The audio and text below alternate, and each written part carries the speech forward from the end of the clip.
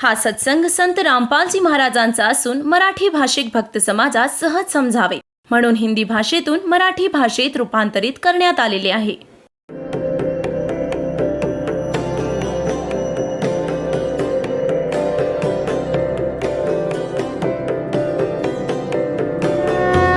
और ज्ञान सब ज्ञान डी कबीर ज्ञान सो ज्ञान और जैसे घोड़ा तोब कायम करता चले मैदान.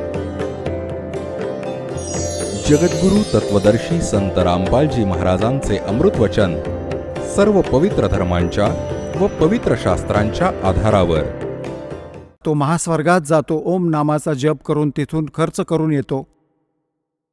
तिथे रेस्टॉरंट्स उघडलेत ब्रह्माजीच्या वेगळ्या लोकात, त्यांचं स्वतःचं वेगळं रेस्टॉरंट विष्णूजींच्या लोकात, ज्याला स्वर्ग असं नाव ठेवलंय.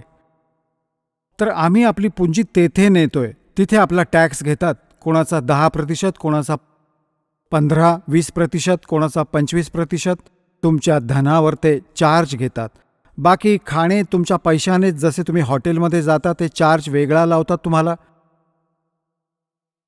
अशा प्रकारे हे सर्व जुळवाजुळव करून हे आपले ब्रह्मांड चालवतात. तर आपण ह्या लोकात आपल्या धनाचा नाश नको करायला. आता आपल्याला ज्ञान झालं, आपण सतलोकी जाऊ. आता काय म्हणतात परमात्मा की तुम्ही तिथून जेव्हा आलात भक्तीने युक्त होता. मेरे हंसा भाई, अन स्वरूप था जब तू आया और अपना स्वरूप बोल में बोला ताते जीव का आया. आता तू आपलं वास्तविक स्वरूप आणि स्थान विसरलं आहेस, म्हणूनच तू इथे भिकारी बनून फिरतोय. आणि इथे सुख मिळूच शकत नाही. हवं तर राष्ट्रपती बन.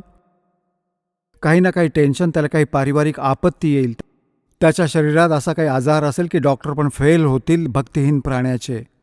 कारण की पूर्वजन्मीच्या पुण्यांनी उच्च पद पोस्ट प्राप्त करतो, चांगलं धन प्राप्त करतो. कारण की पूर्वजन्मांची बॅटरी चार्जड आहे. पुढे चार्जर न लावल्याने बॅटरी किती दिवस काम करेल? एक दिवस त्याला आपले काम सोडायचेच आहे. अशा पुष्कळशा गोष्टी प्रमाण आहेत. अंत्यसमयी काय हाल झालेत ह्या प्रधानमंत्री आणि राष्ट्रपती आणि मुख्यमंत्र्यांचे. तर सांगायचा भाव हा आहे की ही भगवानाची सर्व मुले आहेत. परमात्मा हा प्रमुख आहे, त्याला आपण विसरलोय. त्याची आठवण करून देण्यासाठी संत व सत्संग होत असतात. आता प्रसंग चाललाय की आम्ही सतलोकातून आलो तेव्हा खूप भक्तीने परिपूर्ण होतो. याने आम्हाला लुटलंय. आता दयाळूने दया केली आहे. तुम्हाला तितकेच चार्ज करतील जितके तुम्ही तिथून चार्जड होऊन आलात. भक्तीची कमाई अत्यावश्यक आहे. एक काही माथे फिरू संत म्हणतात एक विशेषत्वाने. त्यांना नास्तिक समजलं पाहिजे ज्यांचे असे विचार आहेत. भक्तीच्या आडून ते नास्तिकतेच्या आडून नास्तिकतेची बीज पेरत आहेत. दासाने अशा सर्वांचं साहित्य वाचले, कबीरपंथी संतांचं वाचले, सर्व धर्मगुरूंचं अन्य शास्त्र धर्मशास्त्र वाचले. त्यामध्ये दासाने काय पाहिलं, जे लोकवेद प्रत्येक धर्मात चालू आहेत त्यांच्याहून वेगळं ज्ञान सद्ग्रंथात आहे. आणि सद्ग्रंथातील ज्ञानाविना आम्ही ऐकत सांगत ऐकवत आहोत ते सर्व लोकवेद आहेत, दंतकथा आहेत, व्यर्थ आहे, त्याचा काही उपयोग नाही. एक जम्मूमध्ये आहेत, कबीरपंथी म्हणवतो. कोणतंसं रांजडी गाव आहे जम्मूमध्ये. त्यांचं नाव आहे श्री मधु परमहंस. आता त्याने तर कबीर पंथात असं म्हटलंय, माझ्यासारखी ह्या ब्रह्मांडात कोणाकडेच वस्तू नाही. वस्तूचा अर्थ हाच असतो की ज्ञान, अध्यात्म आणि समाधान संपूर्ण. नाम मंत्र दीक्षा योग्य असेल, ज्ञान पूर्ण असावं, तर तोच संत म्हटला जातो. तर ते काय म्हणतात की भक्तीची काही आवश्यकता नाहीये. कमाईने काही नाही होणार, दान पुण्याने काही साध्य होणार नाही, फक्त गुरु पार करेल. आणि तो काय करतो? त्याने काय विधान म्हटलंय, कसं जाणलं आहे परमात्म्याला. आता 2 मिनिटात त्याची झाडाझडती घेऊ. तो काय सांगतोय की आधी परमात्मा गुप्त होते, सृष्टी रचना सांगितली त्यांनी. मग त्यांनी परमात्म्यांनी एक शब्द उच्चारला, त्यातून प्रकाश पसरला, अद्भुत अनंत. मग ते परमात्मा त्याच प्रकाशात सामावले जसे साखर पाण्यात. मग तो अमरलोक बनलाय. तो परमात्माही आणि प्रकाश दोन्ही मिळून अमरलोक झाला. तो मग म्हणे की परमपुरुषाने, अमर पुरुषाने तेव्हा आपल्या आतूनच त्या प्रकाशाला वर उधळलं. छोटे छोटे कण बनले, ते बिंदूंनी बनतच थेंबांद्वारे परतले. ते प्रकाशात मिसळलेच नाहीत, ते वेगळे फिरू लागले थेंबासारखे, बिंदूसारखे. ते आत्मा बनलेत. परमात्म्याने आत्म्याला उत्पन्न नाही केलं, स्वतःच बनले. तर परमात्मा आणि आत्मा तर बहीण भाऊ झाले. मग ते तर बहीण भाऊ झाले, त्यांचं ते तर एका स्तरावर आले. मग पुढे काय म्हणतो की सारनाम, आदिनाम, सार शब्द, सच्चा नाम म्हणजे सतनाम, आणि शब्दविधी, आणि निशब्द, आणि म्हणतात की हे सत्पुरुषच आहेत. आणि सत्पुरुष काय तर अमरलोक. अमरलोक काय? प्रकाश व्यर्थ बेकार. कसले हे कबीरपंथी? हे तर काळाचेच दूत आहेत पक्के, आणि काळाने पाठवलेले, आणि त्यांना कखही माहिती नाही, आणि नाम देतात सतनाम आणि सद्गुरू. सतनामाचं कखही माहिती नाही यांना. आणि मग म्हणतात की भक्तीची काय आवश्यकता, गुरु पार करून नेईल. एक तर नाम देतो सतनाम, ते एक देतो सद्गुरू, हे तर जप करा, आणि एक कानात करतो आता जी दीक्षा घेणारी व्यक्ती आहे ती म्हणते गुरुजी काही कळलं नाही मला. तो म्हणतो की हा वाणीचा विषय नाहीये, हा तर सांगितला जात नाही, लिहिला जात नाही, बोलला जात नाही, ह्याचा मी तुझ्या मनात विस्फोट केलाय, ऊर्जा सोडली. आणि मग असं म्हणे की याचा सुरत निरत जप करायला हवा, याचं ध्यान करायला हवं. कुठे तर म्हणतो कमाईची आवश्यकता नाही, असं म्हणतो की मग त्याचं ध्यान केलं पाहिजे. अरे ध्यान कसं लावेल प्राणी? नाही त्या गुरुला माहिती की तो वाणीचा विषय नाही, त्याने बोलून ऐकवलं नाही. मग ध्यान काय खाक लावायचं, त्याला हेच माहिती नाही की ध्यान लावायचं तरी कशावर. आणि दुसरं हे म्हणतोय की गुरु पार करेल, भक्तीची काही आवश्यकता नाही, नामाची कमाई काही नाही करणार. जणू कोणी शिक्षक असं म्हणतो की विद्यार्थ्यांनो तुम्हाला शिकण्याची काही आवश्यकता नाहीये, शिक्षक पास करतील, मुलांना अजून काय हवंय, मग मौजच होईल मग ती तर करा मजा. हे कसले शिक्षक आहेत? वाट लावली सगळ्या अध्यात्म मार्गाची. तर अशा व्यक्ती अशी वाक्ये त्यावेळेला म्हणतात की जेणेकरून शिष्य पळून न जावोत. जसे तुम्ही पाहता धनधन सद्गुरू, राधास्वामी, खास करून हे धनधन सद्गुरू, सच्चा सौदा, शिरसा डेरेवाले, जगमालवाली यांनी तर पदराला खुणगाड बांधली आहे की सद्गुरू पार करून देतील, पिताजी पार करून देतील. बिडी हे ओढणार, कख ज्ञान नाही यांना, आणि भक्तीचा मार्ग यांच्याकडे नाही, आणि गुरु पार करून देणार. तुम्ही तर होऊन दाखवा पार. आता शिवदयाल तर पार झाला नाही, भूत बनून बसलाय तिच्यामध्ये, बुक्कीमध्ये, जो यांचा हेड ऑफ द डिपार्टमेंट आहे. आणि बाकी कुठे जाणार? दासाचा उद्देश कोणाला मिसगाईड करण्याचा नाहीये, बिलकुल मार्ग दाखवण्याचा उद्देश ठेवतोय. मग पस्तावाल म्हणतात ये संसार समझदा नाही, कहंदा श्याम दोपहरे नू, गरीबदासी वक्त जात रोग इस पैरे नू. या वेळेला आठवून रडाल, अनमोल मनुष्य जन्म बर्बाद होत आहे. एकेका श्वासाची केवढी किंमत आहे, आपण फुकट घालवतो मुलांसारखी. तर या ज्ञानाने तुम्ही जागरूक व्हाल आणि मग त्यांच्यापासून पिच्छा सोडवाल. तर अशा प्रकारे या भक्तीचा बट्ट्याबोळ करण्यासाठी काळाने हे एजंट सोडून ठेवले आहेत. आणि दास एक संपूर्ण जगात सगळे मिसगाईड करणारे, परंतु सत्यामध्ये एवढी ताकद असते, समर्थ आपल्या सोबत आहेत कबीरजी, हे संपूर्ण विश्वात पोहोचेल, संपूर्ण संसार जाणेल, जागा होईल, मोक्ष मिळेल, सुखी होईल.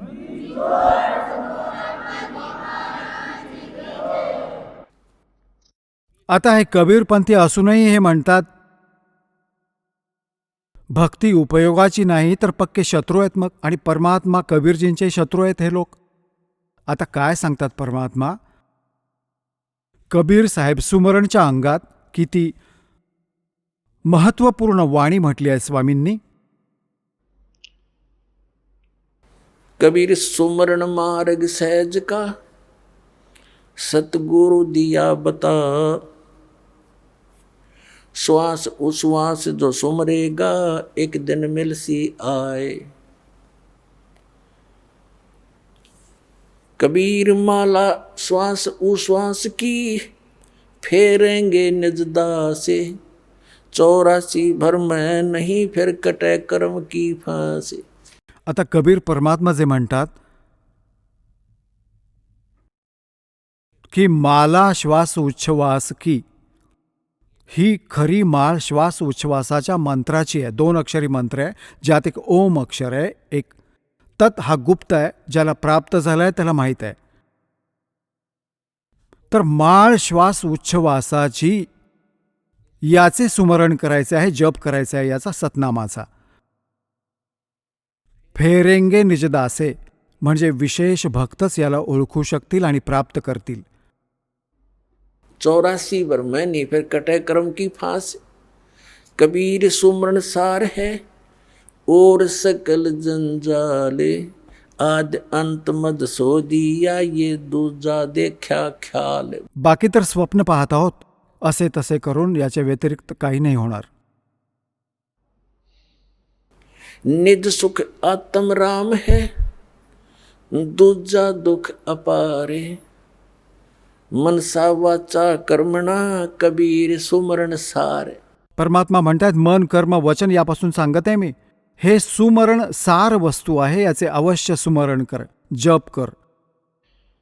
दुख में सुमरण सब करे, सुख में करे ना कोई, जे सुख में सुमरण करे तो दुख कहे को होवे। सुख में सुमरण किया नहीं फिर दुख में करते याद, कह कबीरता दास की फिर कौन सुने फरियाद। साईं यो मत जानियो प्रीत गटे मम चत, मरूं तो तुम सुमरत मरूं और जीवित सुमरूं नित्य। आणि हे काळाचे दूत असे म्हणतात की कमाईची काही गरज नाही, भक्त भक्तीची भजनाची काही गरज नाही, सुमरणची काही गरज नाही. जब तब संयम साधना सब सुमरण के माही, कबीर जाने राम जन सुमरण बिन कछु नाही। सांगा परमात्मा काय सांगत आहेत, आणि हे कबीर पंथाचे लेबल लावून हे नकली भ्रमित करत आहेत आपल्याला. तर पुण्यात्म्यांनो, कबीर साहेबांना काळ म्हणाला होता की 12 नकली पंथ चालवेन तुझ्या नावाचे. कबीर कबीर म्हणतील ज्ञान सर्व उलट सुलट, आणि चुकीचे मंत्र देऊ करतील ते माझ्या मुखात येऊन सामावतील. म्हणतो 12 पंथ करूं मैं साजा और नाम तुम्हारा ले करूं आवाजा। ये 12 पंथ नाम जो ले ही ये हमरे मुख में आन समोही, और अनेक पंथ चलाऊं। हे राधा स्वामी, हे धनधन सद्गुरू, हे सतपाल महाराज आणि हे जय गुरुदेव, हे आसाराम, हे सर्व एजंट सोडून ठेवलेत काळाने बट्ट्या बोळ करण्यासाठीच.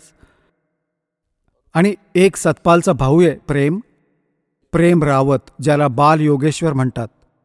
विदेशात जाऊन अजून बिघडवले पुण्यात्म्यांच्या अंतःकरणांना. तर हे सगळे काळाचे एजंट आहेत, हे आचार्य आणि शंकराचार्य, हे ऋषी आणि महर्षी दयानंद सारखे नकली. सांगा, हे परमात्मा करोडोंच्या संख्येने हे मिसगाईड करणारे, आणि हा एक दास परमात्म्याचं लेकरू, हा सत्य सांगणारा. बघा आता काय होईल, धुरळा उडेल पूर्ण जगात, कारण समर्थ सोबत आहेत आपल्या.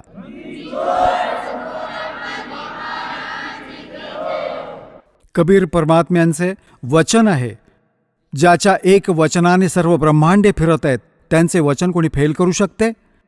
यांनी पायापासून शेंडीपर्यंत जोर लावून पहिला करोंथा कांड करवून असे बदनाम केले मीडियाच्या मदतीने या दासाला, आणि आश्रम हिसकावला, जेलमध्ये टाकले खोट्या केसेस करून. आज बघा समर्थांना आमच्या सोबत आहेत, पण आमची कुणाबद्दल काही तक्रार नाहीये. आमचा तर मार्ग परमात्म्यांनी सांगितलाय. कबीर दो तो को काटा वो ताको वो तो फूल, और तोहे फूल के फूल है बाको है त्रिशूल। त्याची कर्म तो स्वतः भोगेल.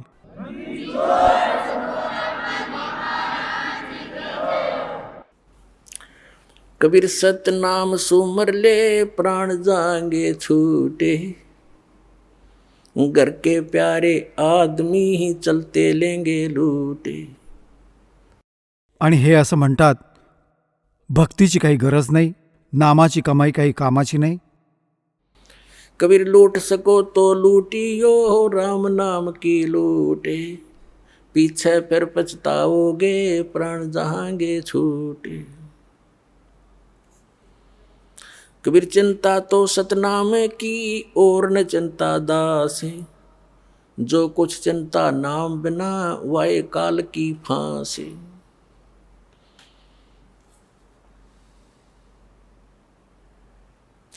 कबीर सपने में बरड़ाए कर जय कोई लेवे नाम, वाके पैर की जूती और मेरे तन का चाम.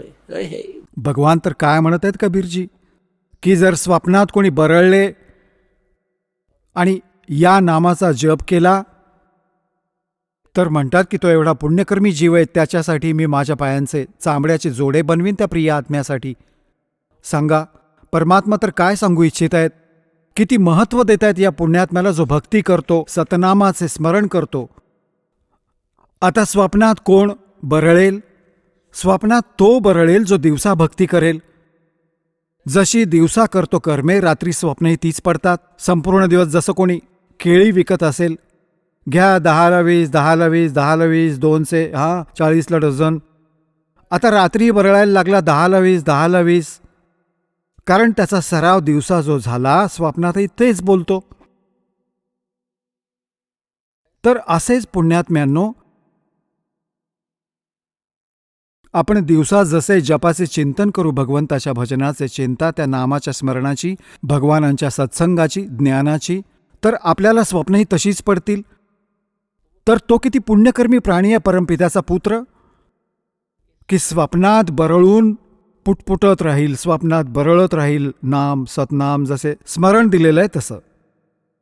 म्हणतात सपने में बरड़ाए कर जय कोई लेवे नाम, घे एकदा नाम म्हणजे स्मरण कर, तो वाके पैर की जूती और मेरे तन का चाम. मला इतके प्रिय आहे ते लेकरू. कबीर कहता हूँ कहीं जात हूँ, सुनता है सबको ये, सुमरण से भला होवेगा ना तो भला ना होवे. सांगा परमात्म्याने तर कमाल करून ठेवली आहे. तर हे ज्ञानहीन प्राणी मूर्ख करून ठेवले जनतेला. पुण्यात्म्यांनो, प्रसंग चालला आहे. कबीर साहेब म्हणतात, सतगुरु के उपदेश का लाया एक विचारे, जय सतगुरु मिलते नहीं हम जाते नरक दुआरे. नरक द्वार में दूत सब करते खेचा ताने, उनसे कबू ना छूटता फिर फिरता चारों खाने. चार खानी में भरमता कबू न लगता पारे, सो फेरा सब मिट गया मेरे सतगुरु के उपकार.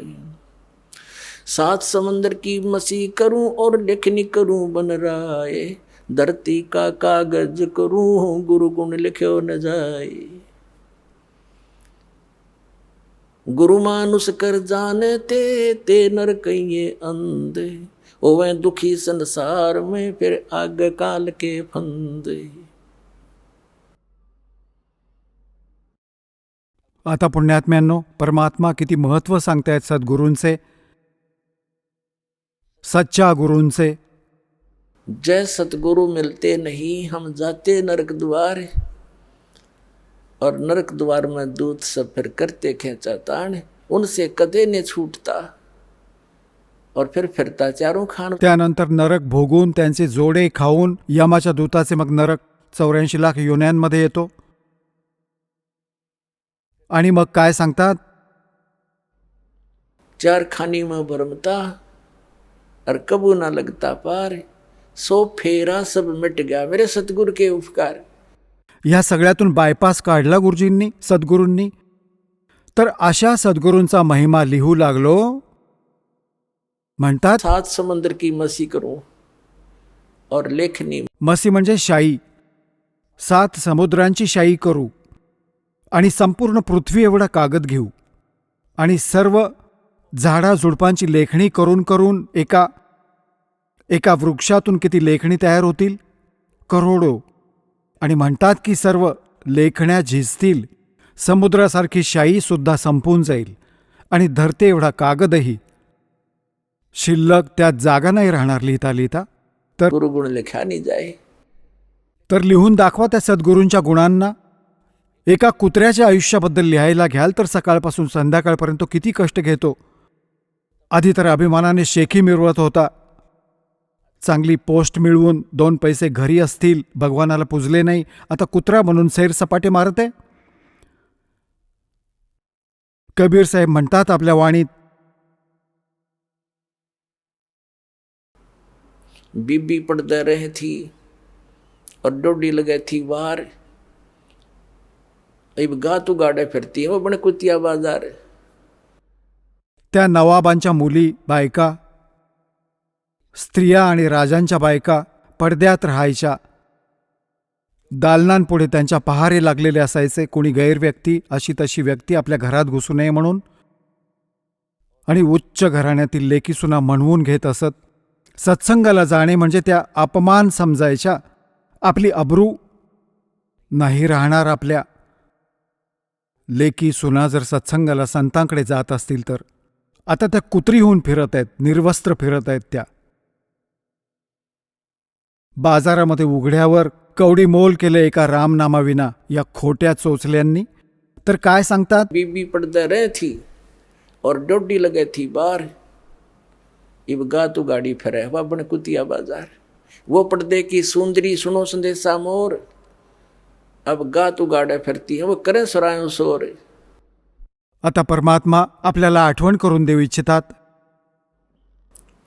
नकबे सर नकबे बनी वो पैरें थी हार हमेल और सुंदरी से कुतिया बनी सुनो काल के खेल।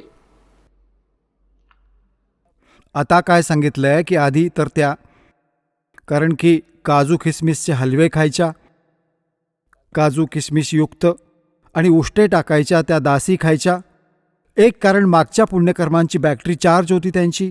तिने आपलं जीवन व्यर्थ करून टाकलं. नंतर कुत्री बनून एका तुकड्यासाठी गल्ल्यांमध्ये धक्के खात फिरत आहे, केकाटत फिरतीये.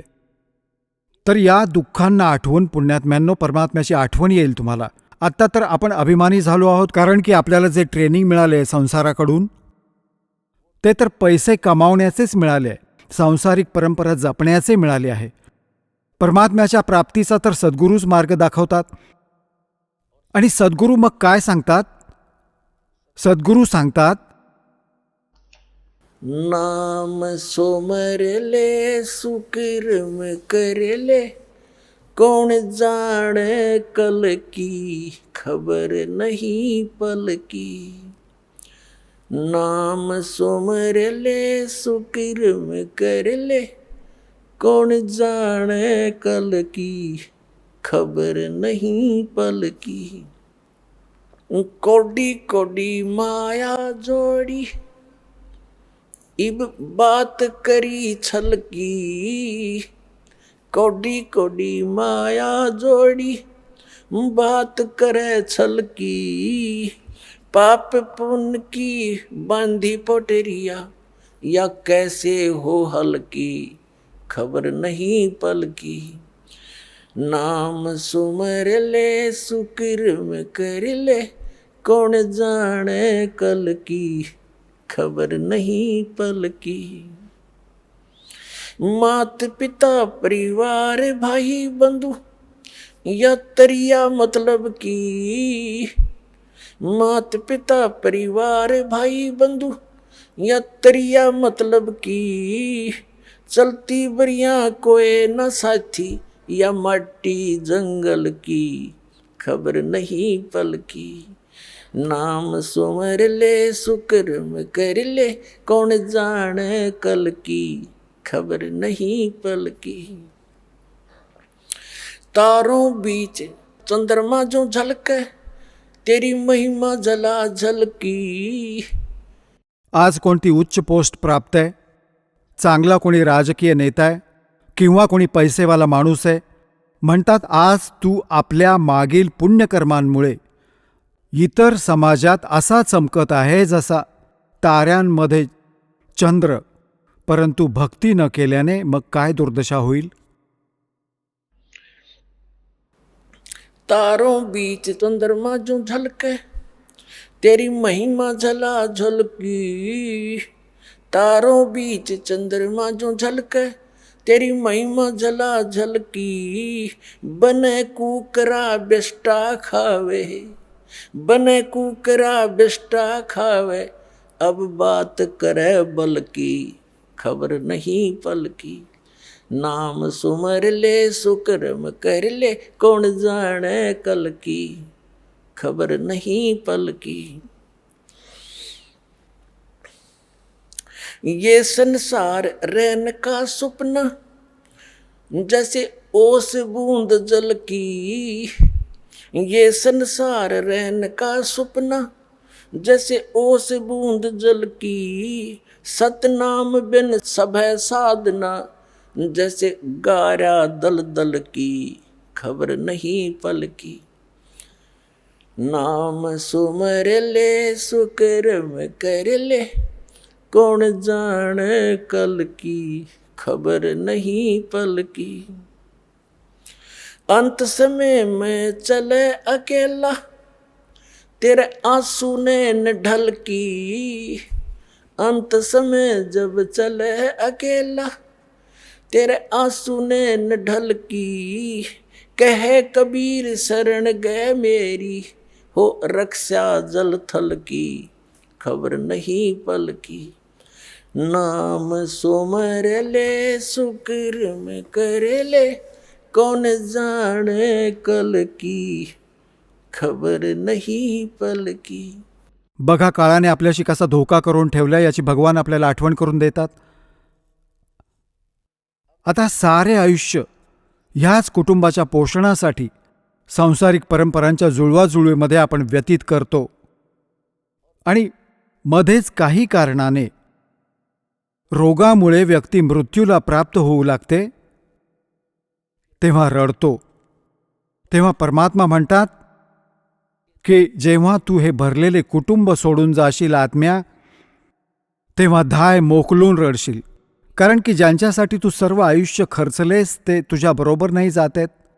भविष्यात तुला जी वस्तू हवी आहे ती आता तुझ्याकडे नाहीये, तर मग एवढा रडशील धाय मोकलून. म्हणतात खिड़की दे दे रोएगी हे सुरता जब तू चालेगी अकेली। आत्म्याला म्हणत आहेत, तर इथे परमात्मा म्हणत आहेत अंत समय जब तू चले अकेला तेरे आंसू ने ढलकी। मग रडशील तेव्हा फायदा काय रडण्याचा. आता हे ज्ञान आधी ऐका, मग अगोदर रड त्या मालकांच्या विरहाने त्यांचे नाम जपत राहा.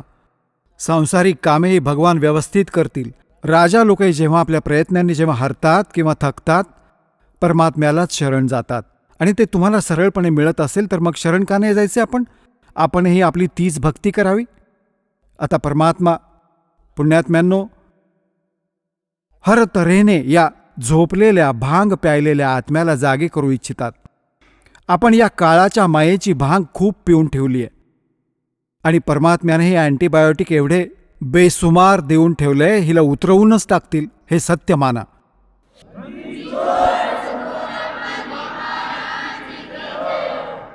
आता काय सांगतात, मन नेकी कर ले दो दिन का मेहमान, मन नेकी कर ले दो दिन का मेहमान. बघा भगवान येऊन रडलेत आपल्यासाठी. एक तारी घेऊन उभे राहत असत असे चौकात, डोळ्यात अश्रू भरून रडत असत.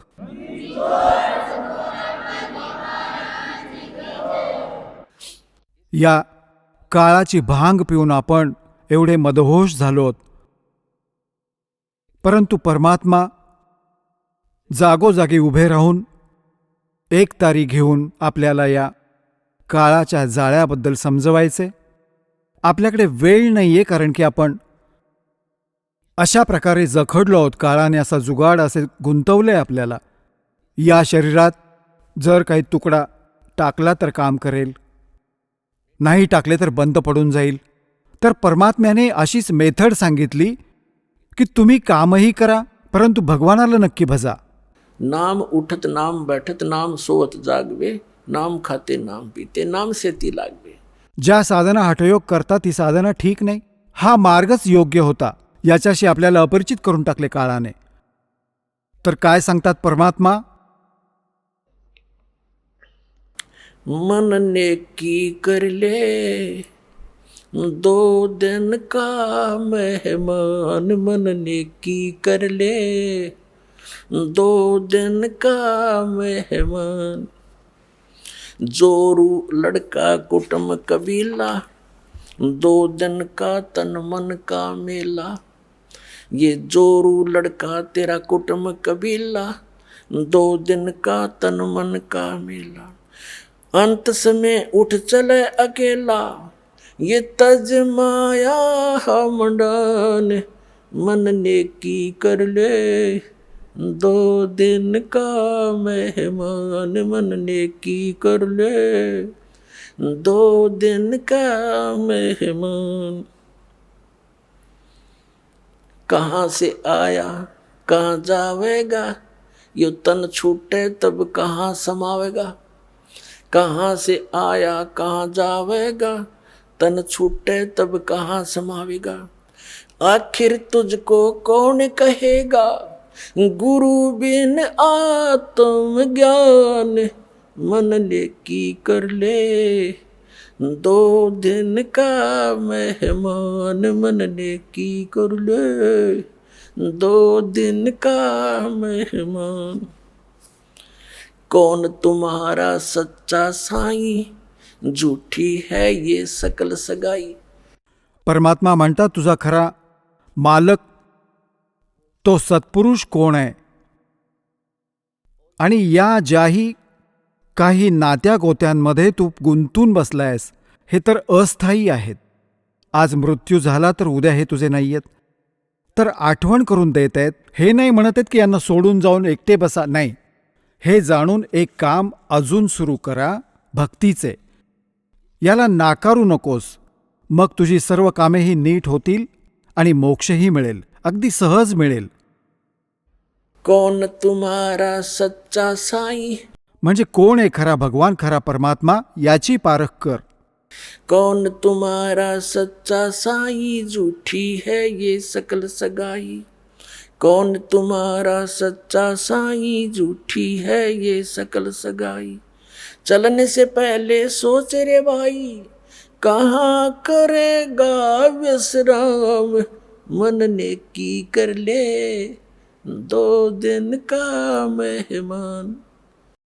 आता पुण्यात्म्यांनो, कोणत्याही कामासाठी आपण बाहेर जातो घरातून तर आधी टार्गेट ठरवतो की रात्र कुठे काढायची, कुठे थांबायचे. परंतु संसार सोडून जाणार कधीही नाही विचार करत की मी कुठे जाऊन विश्राम करणार आहे.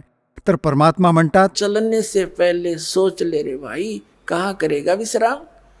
आता आम्ही सांगतो कुठे करायचा विश्राम, त्या सतलोकात जाऊ, तिथे आपली खरी जागा आहे. सुटा सुटा, आज सुटा उद्या सुटा, लगेच सोडून देऊ याला हा घाणेरडा लोक आणि वाट पाहू की परमात्मा कधी येतील आणि निघालो आमच्या सतलोकात. असे जाऊ पटकन, तिथे बसलेले असू सतलोकात.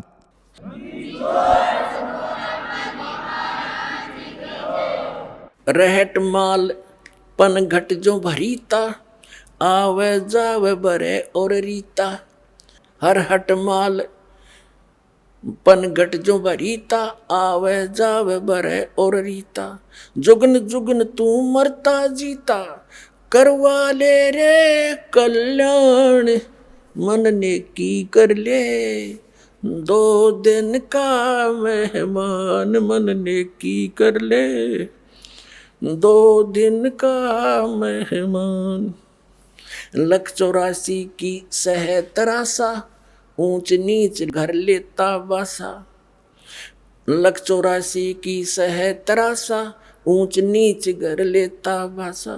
कह कबीर सब मिटा दूं रासा, तू कर मेरी पहचान, मन नेकी कर ले 2 दिन का मेहमान, मन नेकी कर ले 2 दिन का मेहमान।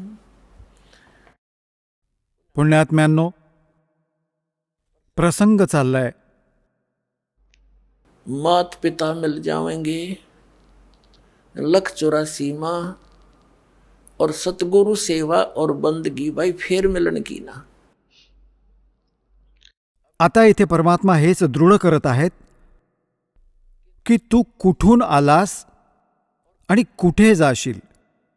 हे तुझे शरीर तर एक दिवस जाणारच आहे, तर मग तू पुढे कुठे स्थान प्राप्त करशील. आणि मग सांगतात की सांसारिक लोक कितीही तुमचे चांगले असू देत, काका मामा नातेवाईक तुमचे मित्रही नेक असतील, परंतु ते तुम्हाला जगात जगण्याची कलाच शिकवू शकतात, संसारिक क्रियांचीच माहिती देऊ शकतात, एक तुम्हाला इथली सभ्य व्यक्ती तर करू शकतात.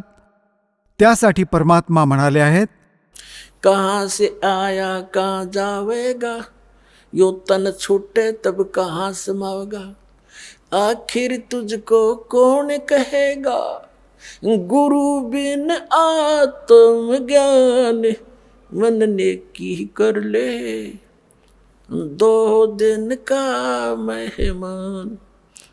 किती गहन गोष्ट सांगितले मालकांनी, की तुला सद्गुरूंशिवाय गुरूंशिवाय ही माहिती कोण देईल की तू काय करत आहेस आणि तू करायला काय हवंय. म्हणजे वास्तविक भक्ती कोणती आहे, तू कुठून आला होतास, तू काय जुळवाजुळव करत बसलायस, हे ज्ञान तुला सद्गुरूंशिवाय कोण देईल. आत्मज्ञान. पुण्यात्म्यांनो, एक आत्मज्ञान आणि एक परमात्मज्ञान. आत्मज्ञान तर ते आहे जे आपण जाणतो की आपण कोण आहोत, आपण इथे काय करत आहोत आणि आपण कुठून आलो आहोत. हे तर आत्मज्ञान म्हणजे आपल्याविषयीची माहिती. एक परमात्मज्ञान, भगवान कोण आहेत, कसे आहेत, सुख किंवा दुःख देतात का, आणि ते कुठे राहतात आणि ते कसे भेटतात, हे परमात्मज्ञान आहे. तर आत्मज्ञान कोणी ऐकले आणि म्हणे आत्मज्ञान झाले, डोंबल्याचं आत्मज्ञान कोणाला समजले तू कै देतेस. कारण दारुड्यासारखी बडबड केली, सकाळी चौकीत पडलेला सापडला, आणि दारू उतरली, नशा उतरले की समजतं आत्मज्ञान झाले, मी तर जेलमध्ये पडलोय. आणि त्याने काही समाधान होण्याचा मार्ग मिळाला नसेल तर त्या आत्मज्ञानाचा काय फायदा. तर आत्मज्ञानानंतर तिथून बाहेर पडण्याचे ज्ञान अजून असायला हवे, तेव्हा सुटेल पिच्छा. तर ते परमात्मज्ञान.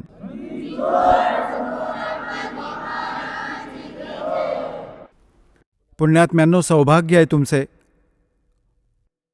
तुमचा जन्म अशा समयी झालाय की हे संस्कार, हे सर्व नंबर, हे सर्व पॉइंट एकत्रित होणं, त्यासाठी परमात्मा म्हणतात, लखबर सूरा जूझ ही लखबर सावध दे, लखबर यती जहान में तो सद्गुरु शरण आले. लाखो वेळा तुम्ही खूप पुण्यात्मा राहिले असाल, युगानुयुगे खूप चांगली कर्मे केली असतील, दुष्कर्मांपासून वाचलात, तुमची वाहवाही खूप झाली असेल. कारण चांगले आत्मे चांगली कामे करून जातात. कोणी राजनेता होतो किंवा कोणी शूरवीर सैनिक होतो, तो आपल्या भूमीसाठी तुकडे तुकडे जरी झाले तरी पाय मागे घेत नाही, त्याला शूरवीर म्हणतात. शूरवीरामध्ये अजून एक गुण असतो, तो न अधर्म सहन करतो, ना तो बघू शकतो, तो कोणाचेही दुःख पाहू शकत नाही, त्याच्यासाठी कायम संघर्षशील राहतो. तर म्हणजे परमार्थी व्यक्ती ते असतात. कहते हैं लखबर सूरा जूझ ही लखबर सावध दे. सावंत देहीपूर्वी आता तर अभाव झाला, कारण की तेवढे चांगले जीव नाही राहिले. पूर्वी खूप पुण्यकर्मी प्राणी असत, त्यांचा कित्येकांचा एक हात तर गुडघ्यापेक्षा लांब असायचा, कुणाचे दोन्हीही असायचे. त्यांना सावंत देही म्हणायचे. खूपच पुण्यकर्मी प्राणी असायचे, अगदी नेक माणसे असायची. ते कुणाचे वाईट करायचे नाहीत, ते इतके शुद्ध विचारांचे असायचे. और लखबर यती जहान में, म्हणजे हनुमानासारखे बाल ब्रह्मचारी यती. तब ये सतगुरु शरण आले. तेव्हा अशाच पुण्यात्म्यांना हे मिळते. लाखो वेळा असे शुभ संस्कार तुम्हाला मिळाले असतील. मग सांगितले परमात्म्याने की कबीर परमात्म्याचे ज्ञान ऐकून गोरखनाथ खूप ज्ञानी झाले होते. त्या गोष्टी ऐकून आणि अनेक लोकांना त्याने आपल्या नादी लावले होते. परमात्मा म्हणतात की ज्ञानहीन प्राणी एक हळदीची गाठ प्राप्त करून आणि आपोआप प्रसिद्ध होतात. परमात्मा म्हणतात, धर्मदासजींना सांगितलं होतं, धर्मदास मेरी लाख दुहाई, ये मूल ज्ञान की तबार न जाई. मूल ज्ञान बाहर जो पढ़ी अब बिचली पीढ़ी हंस नहीं तरही. तो मूल ज्ञान तब तक छिपाई जब तक ये द्वादश पंथ ना मिट जाए. तर सांगण्याचा अर्थ हा आहे की परमात्म्याने त्यांना ज्ञान अवश्य दिले होते, मूळ ज्ञान दिलेले नव्हते. तरीही गोरखनाथजी खूप प्रसिद्ध झाले होते की ते खूप विद्वान आहेत, खूप चांगल्या कथा ऐकवतात, खूप ज्ञान राखून आहेत. तर परमात्मा म्हणाले होते की गोरख से ज्ञानी गणे और सुख दे यति जहान, सीता सी बहुबारिया ये संत दूर स्थान. गोरखसारखे ज्ञानीही खूप भेटतील असे निरर्थक बोलणारे, आणि सुखदेव ऋषींसारखे यतीही खूप भेटतील. तर राजा जनकाने त्यांची परीक्षा घेतली होती. एका खोलीत एका बहिणीला पाठवले होते. त्या संयमी माणसाने स्पर्श नाही करू दिला. तर म्हणतात अशी ही खूप माणसे आहेत, एकटे सुखदेवच नाहीत. सुख दे जति जहान. अरे कित्येक असे महान आत्मे आहेत. आणि सीतेसारखी बहुभार्या सीतेला सती म्हणतात. सीताजींनी रावणाला स्पर्शही नव्हता करू दिला. त्याने खूप आपले जादूटोणे सर्व वाह्यातपणा केला होता. तर परमात्मा म्हणत आहेत की गोरख से ज्ञानी गणे और सुख दे यति जहान, और सीता सी बहुबारिया. सीतेसारख्या सती बहिणी खूप मिळतील, परंतु संत दूरस्थान, संतांची घरे यापेक्षा खूप दूर आहेत. आणि यातल्या एकाच गोष्टीवर सेटल होण्याने, स्थिर झाल्याने लाभ नाही होत. तर म्हणण्याचा हा अर्थ आहे, परमात्मा आपल्याला हे सांगू इच्छित आहेत की जोपर्यंत आपल्याला संपूर्ण कोर्स नाही मिळत भक्तीचा, तर आपली सगळी साधना व्यर्थ आहे. आणि तो मिळेल सद्गुरूंकडून. परमात्मा कबीरजींनी 600 वर्षांपूर्वी म्हणाले होते कि वेद मेरा भेद है, मैं ना मिलूं वेदन के माही, और जौन वेद से मैं मिलूं वो वेद जानते नहीं. तो वेद कोणता आहे? गीतेच्या अध्याय नंबर 4च्या श्लोक नंबर 32 मध्ये गीता ज्ञानदाता म्हणतो की जे सच्चिदानंद घनब्रह्मंनी आपल्या मुखकमलातून जी वाणी सांगितली आहे ती सच्चिदानंद घनब्रह्मंची वाणी आहे, ती कबीर वाणी आहे. त्यात धार्मिक अनुष्ठानांचा कंप्लीट कोर्स आहे, विस्ताराने दिलेली माहिती आहे. ते तत्वज्ञान आहे आणि ते भगवानच देतात. सर्व वेदात पुरावे आहेत, जसे ऋग्वेद मंडल नंबर 9 सूक्त नंबर 86च्या मंत्र 26-27 मध्ये, ऋग्वेद मंडल नंबर 9 सूक्त 82 82च्या 1, 2, 3 मध्ये, ऋग्वेद मंडल नंबर 9 आणि सूक्त नंबर 96 म्हणजे 96च्या मंत्र नंबर 16 ते 20 मध्ये, ऋग्वेद मंडल नंबर 9 सूक्त 94च्या मंत्र नंबर 1 मध्ये, ऋग्वेद मंडल नंबर 9 आणि सूक्त 95च्या 95च्या मंत्र नंबर 1 मध्ये, ऋग्वेद मंडल नंबर 9 सूक्त 20च्या मंत्र 1 मध्ये, ऋग्वेद मंडल नंबर 9 सूक्त 1 मंत्र 8 आणि 9 मध्ये, अजून अनेक ठिकाणी. त्यात तर एकदम अनुवादही त्या इंजिनियरनी केलेला आहे जे भगवानांना निराकार म्हणतात. म्हणून हे पुरावे देणे आवश्यक वाटले, नाहीतर ढिगभर पुरावे आहेत परमात्म्याचे. यात काय सांगितलंय की ते कबीर परमात्मा आहेत, कबीर देव आहेत त्यांचे नाव, वास्तविक नाव. आणि ते वरती सतलोकात राहतात, 3ऱ्या मुक्तिधामात. आणि 3रा मुक्तिधाम कोणता आहे? जसे लोक म्हणा, धाम म्हणा, जसा काळाचा 21 ब्रह्मांडांचा एक लोक, हा काळाचा लोक. आणि दुसरा हा अक्षर पुरुष, जो गीतेच्या अध्याय नंबर 15च्या श्लोक नंबर 16 आणि 17 मध्ये 3 पुरुष आहेत, एक क्षरपुरुष, एक अक्षरपुरुष. मग याच्यापेक्षा वेगळा एक अजून वेगळा 3रा पुरुष आहे. क्षरपुरुष हा काळ आहे, ज्योती निरंजन आहे, 21 ब्रह्मांडांचा स्वामी आहे. याचे 21 ब्रह्मांडांचे क्षेत्र, यालाही काळलोक, काळधाम म्हणतात. आणि अक्षर पुरुष आहे, याच्या 7 शंख ब्रह्मांडांचा हा स्वामी आहे. आणि उत्तम पुरुष तू अन्य, 15व्या अध्यायाच्या 17व्या श्लोकात म्हटलं आहे की या दोघांपेक्षा वेगळा आहे तो श्रेष्ठ परमात्मा, उत्तम पुरुष, रियल गॉड, अविनाशी परमात्मा, एव्हरलास्टिंग गॉड. तो परमात्मा, तो तर या दोन्ही क्षरपुरुष आणि अक्षरपुरुषांपेक्षा वेगळा आहे. गीता अध्याय नंबर 8च्या श्लोक नंबर 1 मध्ये अर्जुनाने विचारले की तुम्ही जे 7व्या अध्यायाच्या 29व्या श्लोकात तुम्ही जी तद्ब्रह्मची माहिती सांगितली आहे ते कोण आहेत? तर 8व्या अध्यायाच्या 3ऱ्या श्लोकात गीता ज्ञानदाता म्हणाले की तो परमअक्षर ब्रह्म आहे. गीता ज्ञानदात्याने सांगितलंय तो परमअक्षर ब्रह्म आहे. तर 3रा परमअक्षर ब्रह्म आहे. तर 3रे जे स्थान आहे, धाम आहे, वरचा अमरलोक आहे, जसे सतलोक, अलखलोक, अगमलोक आणि अकहलोक, ज्याला अनामी लोक देखील म्हणतात, त्या सर्व क्षेत्राला अमरलोक म्हटलं जातं, सर्वच्या सर्व. तर त्या 3ऱ्या मुक्तिधामात वरच्या अमरलोकात राहतात. मग ह्यामध्येच सांगितलंय की सतलोकातील जो धूलोक आहे, धूलोक म्हणजे तेजोमय पृथ्वी आहे, तिथे सतलोकाची. आणि तिथे परमात्मा एका खूप मोठ्या घुमटात सिंहासनावर बसलाय आणि डोक्यावर मुकुट आहे दात्याच्या, वर छत्र आहे त्या मालकाचं सफेद रंगाचं, सुंदर शरीर आहे दात्याचं आणि नराकार आहे मनुष्य सदृश्य आहे. त्याच्या एका रोमकुपात करोड सूर्य मिळवा आणि करोड चंद्रमा एवढे तेज आहे. तर सांगण्याचा अर्थ हा आहे की वेद सांगतात की ते परमात्मा तिसऱ्या लोकाच्या तिसऱ्या पृष्ठावर, पृष्ठ म्हणजे स्थानावर विराजमान आहेत. कारण की सतलोकाचे 3 विभाग आहेत, 3 पोर्शन आहेत. जशी आपली दिल्ली राजधानी आहे, हे एक स्टेटसुद्धा आहे. तर बाह्य हे जे ग्रामीण क्षेत्र आहे, मग मधले शहर वगैरेचे क्षेत्र आहे, हे सेकंड समजा पोर्शन. आणि तिसरी आपली राजधानी जिथे प्रधानमंत्री, राष्ट्रपती आणि हे सर्व आपल्या पार्लमेंटची माणसे राहतात. तर हे तिसरे स्थान. असे 3 विभाग आहेत सतलोकातही. तर म्हणतात की हे तिसऱ्या मुक्तिधामात आपल्या राजधानीत विराजमान आहेत. काय सांगतात? कबीर साहेब गरीबदासजी परमात्म्याच्या बरोबर जाऊन सतलोकातील त्यांचे यथास्थान बघून परत आले होते. तेव्हा म्हटले होते, सवेत छतर सिर मुकुट बिराजे, देखत ना उस चेहरे नु, गरीब दास ये वक्त जात है, रोवोगे इस पैरे नु, गरीब दास ये वक्त जात है, रोवोगे इस पैरे नु. म्हणजे सत्साधना केली नसती, सत्साधना न करता त्या भगवानांचे दर्शन कसे होणार? सफेद छत्र आहे ज्यांच्यावर आणि सवेत छतर सिर मुकुट बिराजे और देखत ना उस चेहरे नु, गरीब दास ये वक्त जात है, रोवोगे इस पैरे नु.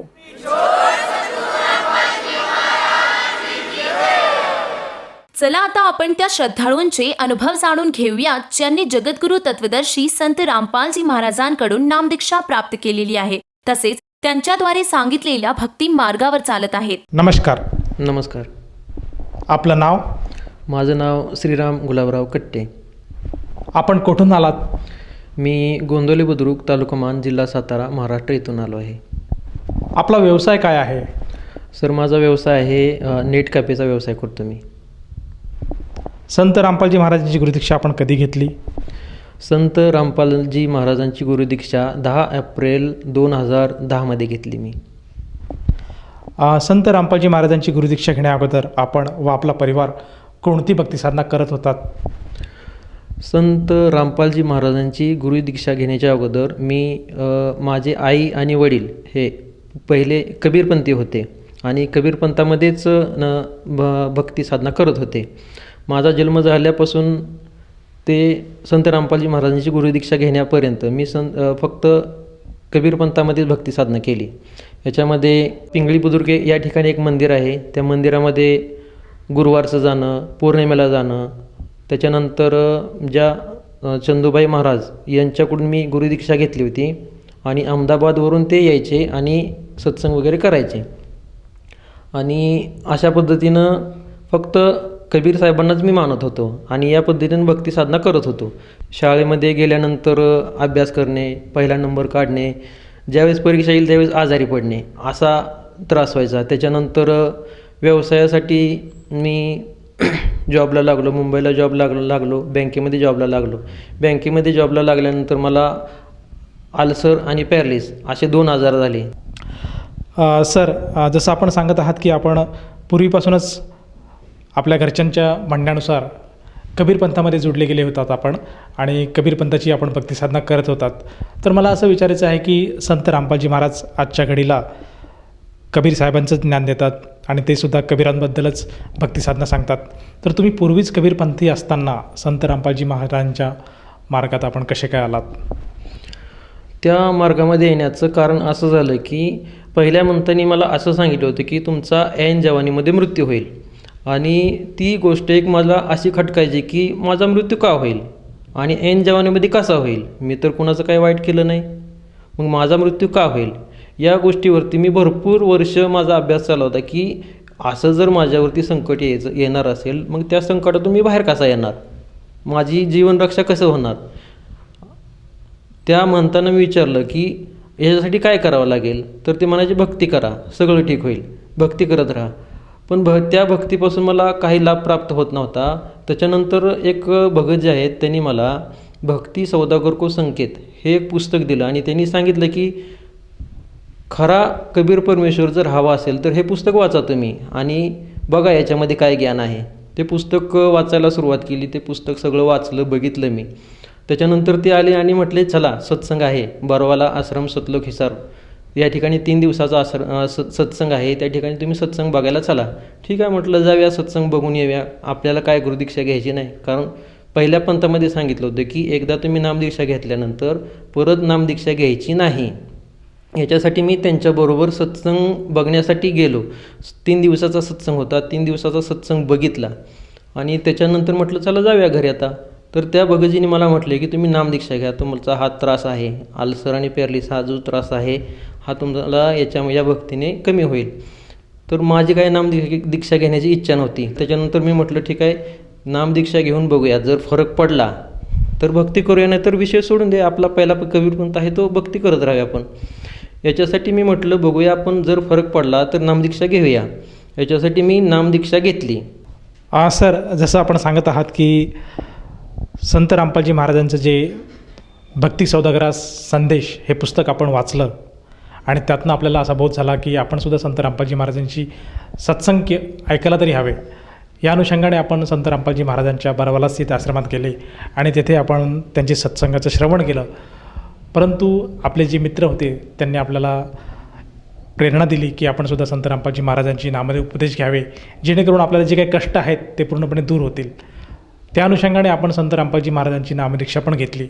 तर मला असं विचारायचं आहे की जेव्हा आपण संत रामपालजी महाराजांची नामदीक्षा घेतली त्यानंतर आपल्याला व आपल्या परिवाराला कुठल्या प्रकारचे लाभ प्राप्त झालेत का?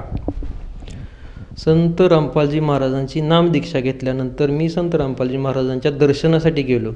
दर्शनासाठी गेल्यानंतर पहिला चमत्कार असा झाला की दर्शनासाठी गेल्यानंतर जे संत रामपालजी महाराजांचं रूप बघितलं ते रूप असं होतं की ते रूप बघून मी एकदम आश्चर्यचकित झालो. ते रूप असं होतं की एकदम नूरी शरीर दिसत होतं त्यांचं, आणि जसं हाड चामचा देह आहे तसं त्यांचं देह दिसत नव्हता. एक नूरी तत्वाचं शरीर दिसत होतं आणि ते शरीर टच केल्यानंतर एक वेगळाच अनुभव मला फील झाला. आणि त्याच्यानंतर सद्गुरू रामपालजी महाराजांनी माझ्या डोक्यावरती हात ठेवला आणि जे मला आजार होते आल्सर आणि पॅरालिस ते आजार तत्क्षणी माझे जागेवरती क्लिअर झाले. आणि हा चमत्कार बघून मी आश्चर्यचकित झालो की ही पूर्ण शक्ती जी आपण लहानपणापासून हुडकत होतो ही पूर्ण शक्ती या ठिकाणी आलो आहे. आणि आज आपण बरोबर या ठिकाणी आलो आहे की आता आपल्याला कुठेही इकडे तिकडे बघण्याची आवश्यकता नाही. खरा आपल्याला भक्तिमार्ग, खरा परमेश्वर आज आपल्याला भेटला. इथून पुढं दुनिया या बाजूची त्या बाजूला होईल, संत रामपालजी महाराजांची चरण सोडायचं नाही. हा मला पहिला लाभ भेटला. त्याच्यानंतर दुसरा लाभ असा भेटला की पहिल्या गुरुंनी सांगितलं की तुमचा ऐन जवानीमध्ये मृत्यू होईल. त्या पद्धतीनं असं झालं की हा माझा डावा हात काम करायचा बंद झाला. त्याच्यानंतर मी हॉस्पिटलमध्ये गेलो, डॉक्टरांची ट्रीटमेंट चालू केली, MRI CT स्कॅन केलं, पण त्या रिपोर्टमध्ये काहीच सापडलं नाही. दुसऱ्या दिवशी माझा उजवा हात काम करायचा बंद झाला आणि तिसऱ्या दिवशी माझा डावा पाय काम करायचा बंद झाला. मी टेन्शनमध्ये आलो की मी परमात्माची भक्ती करतोय असं का झालं. आणि चौथ्या दिवशी असं झालं की माझं सगळं शरीर शांत झालं, हात काम करायचे बंद झाले, पाय काम करायचे बंद झाले. आणि मी माझ्या विचार केला की आज माझं शेवटचा क्षण आला की माझा हात काम करायचा बंद झाला, पाय काम करायचा बंद झाला, मी जागेवरती बसलो, मला हालता येईना, चालता येईना, माझं सगळी शरीराची सगळी मुवमेंट बंद झाली की आता इथून आज संपलं. म्हटलं आज जी रात्र आहे, आज आपली ही शेवटची रात्र आहे आणि याच्यानंतर आपला दिवस उजळणार नाही, आपलं आयुष्य संपलं म्हटलं. असा विचार करत होतो. सद्गुरू रामपालजी महाराज आणि मला दर्शन दिलं आणि सांगितलं की बेटा भक्ती कर, बेटा भक्ती कर, सगळं ठीक होईल. तो सद्गुरू रामपालजी महाराजांचा शब्द असा हातोड्यासारखा माझ्या डोक्यावरती लागला की या स्टेजमधून मी बाहेर निघू शकत नाही. आणि संत रामपालजी महाराज म्हणतात की तुम्ही सगळं ठीक होल. त्याच्यानंतर मी सद्गुरू रामपालजी महाराजांनी दिलेली भक्ती साधना सुरू केली आणि हळूहळू माझं शरीर रिकवर व्हायला सुरुवात झाली. त्यानंतर मी हॉस्पिटलमध्ये गेलो. डॉक्टरांनी MRIचा रिपोर्ट बघून सांगितलं की तुमच्या 4थ्या आणि 5व्या मणक्यामध्ये एक गाठ तयार झालेली आहे आणि त्या गाठीचं ऑपरेशन करावं लागेल. आणि त्या गाठीमधून एवढा पेन होत होता की मला तो सहन होत नव्हता. डॉक्टरांनी सांगितलं की ते ऑपरेशन केल्यानंतर तुम्ही 10 किलोच्या वरती वजन उचलू शकणार नाही. हे ऐकल्यानंतर मला खूप वाईट वाटलं. मी घरी आलो, त्याच्यानंतर टेन्शनमध्ये होतो. आमच्या भगतमतींना सद्गुरू रामपालजी महाराजांनी दर्शन दिलं.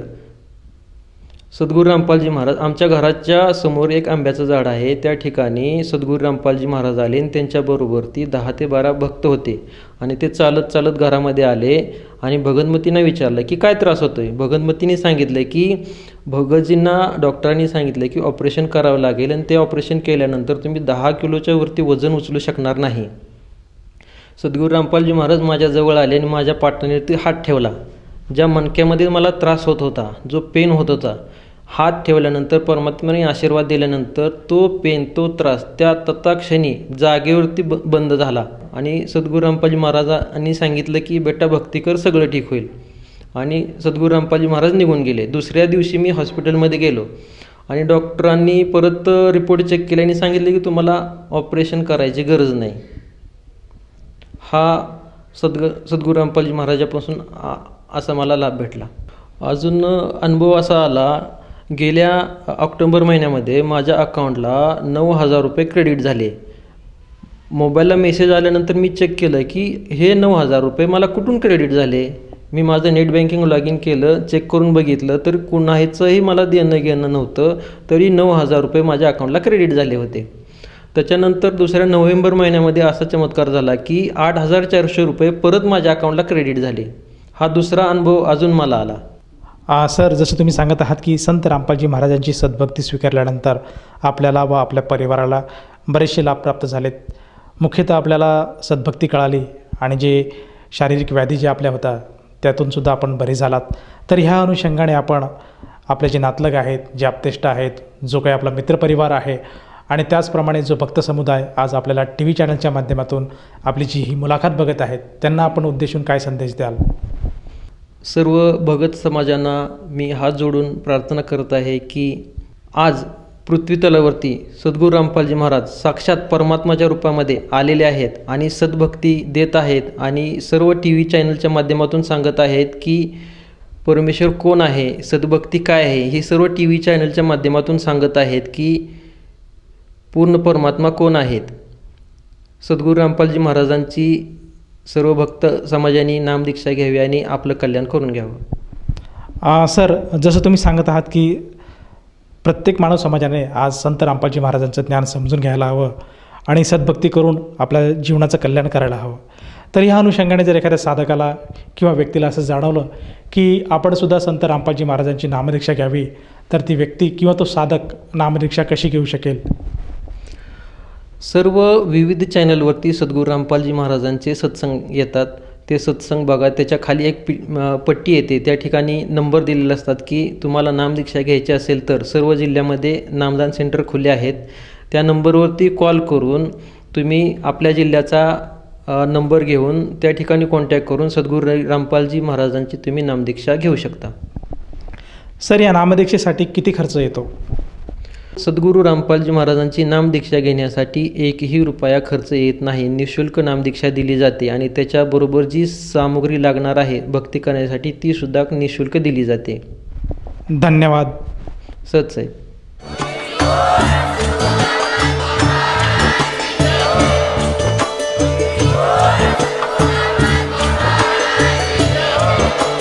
आपण ऐकत होता जगद्गुरु तत्वदर्शी संत रामपालजी महाराजांचे मंगल प्रवचन. निशुल्क नामदीक्षा प्राप्त करण्यासाठी आणि अधिक माहितीसाठी संपर्क करा 7030303951 7030303952. आमची वेबसाईट आहे www.jagadgururampalji.org. सर्व पवित्र धर्मांच्या पवित्र शास्त्रांवर आधारित प्रमाणित अनमोल पुस्तक ज्ञानगंगा किंवा जगण्याचा मार्ग यापैकी कोणतेही एक पुस्तक निशुल्क मागविण्यासाठी आम्हाला आपले पूर्ण नाव, पूर्ण पत्ता, पिनकोड सहित आणि फोन नंबर लिहून 7030303951 7030303952 या नंबरावर SMS करू शकता किंवा आम्हाला 7030303950 या नंबरावर व्हॉट्सअप देखील करू शकता.